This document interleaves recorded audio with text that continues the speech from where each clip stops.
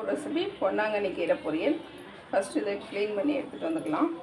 ஒரு தேங்காய் மசாலா ரெடி பண்ணிடலாம். 3 பச்சை மிளகாய், 1 ஸ்பூன் சீரகம், ஒரு பத்த தேங்காய், 4 சின்ன வெங்காயம். இது தண்ணி இல்லாமல் குறப்பாக அரைச்சி எடுத்துகிட்டு வந்துடலாம். பாத்திரத்தில் சூடாகிட்டு தேங்காய் எண்ணெய் சேர்த்துருக்கேன். எண்ணெய் சூடாகிட்டு 2 ஸ்பூன் கடுகு உளுந்து பருப்பு சேர்த்துக்கலாம். கருவேப்பிலை சேர்த்துக்கலாம். 15 சின்ன வெங்காயம் கட் பண்ணிக்கோங்க. கீரை கட் பண்ணி வாஷ் பண்ணி வச்சுருக்கேன். தண்ணி இல்லாமல் சேர்த்துக்கலாம்.